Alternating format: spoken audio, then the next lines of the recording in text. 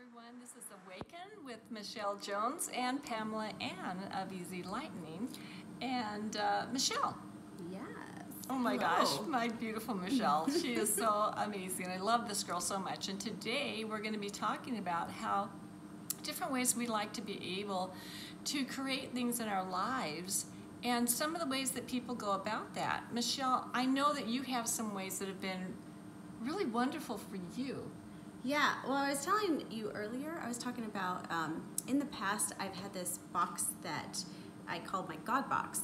And it was this little gold box I bought, and in that box I wrote out things that I was asking for, things I wanted to create, I was desiring to create in my life.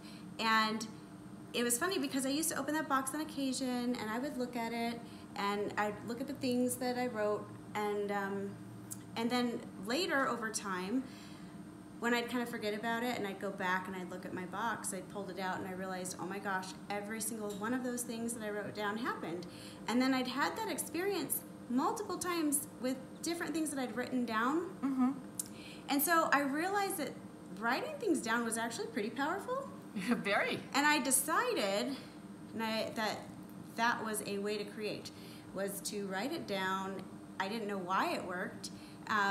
It just what was worked. causing it to work, but it worked. Mm-hmm. And I guess what I had concluded in my mind was just doing something in the physical form also to make it real. And then when we were talking about it, you were saying about the activating it, it activates it in the body. Exactly. In the quantum realm, because I teach how to activate the quantum physics field, how to enter it and do it. And you were actually initiating that because you gave it energy. You acknowledged it, you gave it energy, you started focusing on it, and you started believing at some level that you were able to draw that to you and have that come into your life. Right. That's so jiggy fun, Michelle. It's very cool and I love it. But I did learn something with all of that. To be very specific, because I also noticed with some things, like I wrote, oh, I can see my checks being this dollar amount, and then the word see, but not having, right? So you've got to be very specific about what it is you're wanting to create with exactness, because the universe... That opens the portals for it to come to you. Right. Well, and if you're not really clear, it can become very muddled, and the word I'm looking for is very literal, like literally, not the way that we think of things. We have an idea or a definition of what a certain word might mean to us, or the idea of what that means to us, but we maybe aren't specific enough or think that through or really set it out exactly the way that we would like it. And those energies in the quantum field and the universe, whatever you want to call it, it all works that way, and it's very exact. It is. It actually is. And if you're kind of nancy-pansy or kind of wavering about it or doubtful about it or not really truly believing in it from like every cell of your body engaged in like, yeah, bring it on, let's have this wonderfulness happen for us, it can't form.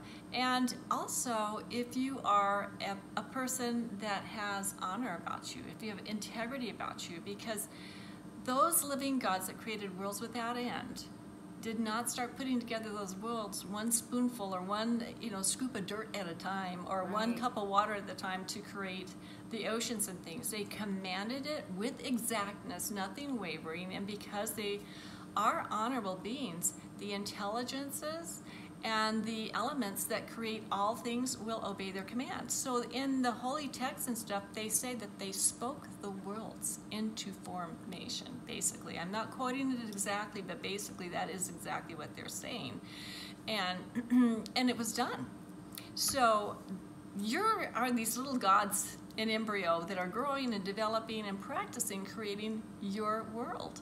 And only you can create that world. Nobody else can create your world for you. So what are you thinking and feeling, and what are you commanding and writing down and all of those things? I mean, that's really cool what you're sharing and how you did it. Well, and I do believe that we have so much more power to create than we realize that we do. Going off of everything you were saying about being God's embryo and all of that, we feel, so many of us have felt and believed that life is happening to us, where the reality is we are creating it literally every day by what we are thinking about, speaking about, and believing and feeling about. Right.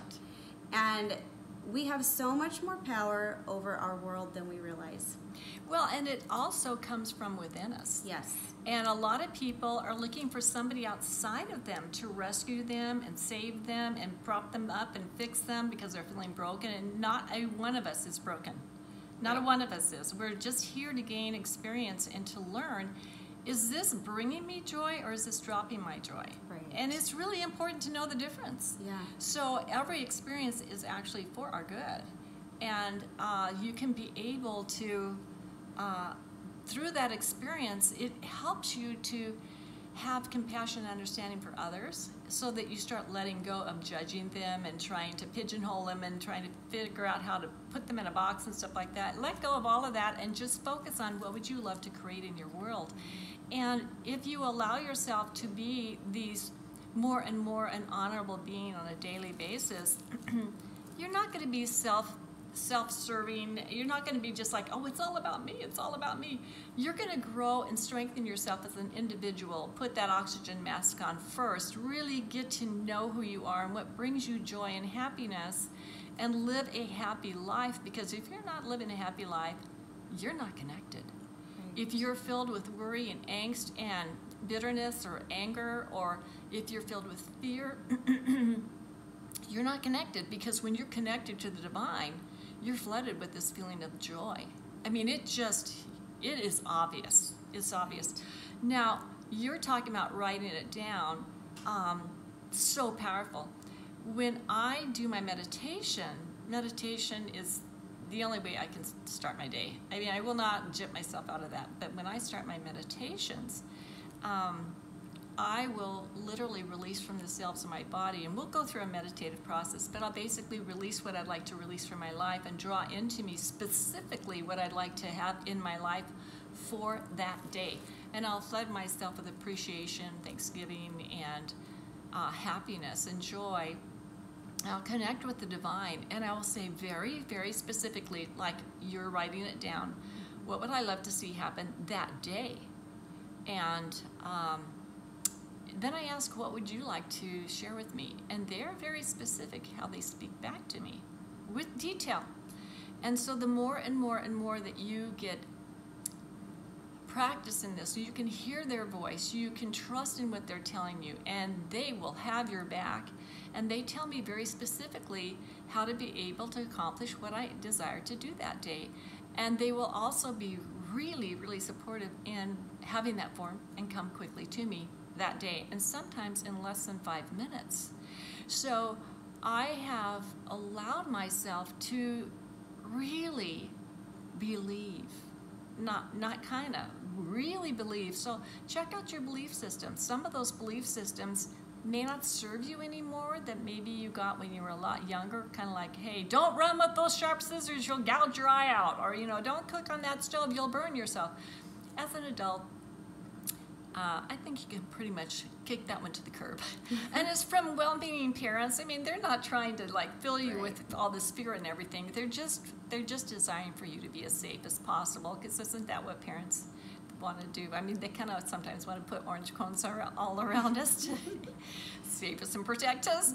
But sometimes, you know, we've outgrown some of that stuff. So check those belief systems out, because there might be new ones that will be so wondrous for you.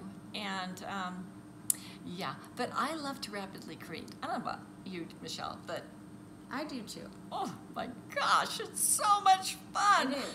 It's a great time. So anything else you'd like to share with those thoughts? You know, I did have a thought when you were talking, and it sort of petered off, and I don't know that it really fits, but I do want to say this. So you were talking a little bit about what you're thinking about and believing about, and the beliefs and things that we hold, and kind of looking at how you're viewing the world and not blaming other people for what we have coming up. And I think that Because that's a distraction, girly. Right. Total distraction. It totally is. Yeah. But as we're creating our world and we're having all these distractions around us and these beliefs we hold about how something was like not our fault, or we didn't do this and it didn't happen because so-and-so did this or that. And just to kind of notice every feeling you have about other people, and just know that there's a part of you that somewhere in you, there is something that's wounded. And you've got to look at yourself internally and then work on that, because as we clear out those things, you stop having all the emotions that are connected. The knee-jerk reactions to things that are just not apropos for the situation, for your growth and your happiness. Right. Yeah. So, and that can be a process to work through, or you can let it go rapidly. But turn either the page. way, You can sometimes just turn the page on it, because the more you try to focus on it and deal with it, sometimes it just remains that distraction, and you feed the distraction instead of what you would really love to embrace. Right. So you don't listen to your feelings. If you're feeling like you're going down and even looking into that, then it's not the time, or perhaps you're not to even deal with it anymore, but just let go and move forward on what would bring you your highest joy and goodness. Decide what you would love instead. Mm-hmm. And focus all of your attention and energy on that. Yeah, and sometimes it's just toxic relationships. Those are negative quantum entanglements, and start counting all the wonderful quantum entanglements of relationships that you have, like you and I. I mean, I adore you. You know I totally adore you. Yeah, and I adore you too. Oh, and we're just like, you know, it's nice to know that there's somebody in your life that totally gets you, totally loves you, free of any judgment. You can be exactly who you are. Not that you're vomiting your crapola on this person or that person, whatever, but that you really believe in your highest good for one another. And you let them just be who they are. So, yeah, don't you think? Yeah, I do. I think that's great. Yeah, I do too. Hey, so if you find this uplifting and helpful, do share it with others. It might be exactly what they're looking for. And consider subscribing before, and hit that bell button so you'll always be notified of these recordings made especially for you and your happiness. Take care. Bye-bye. Bye.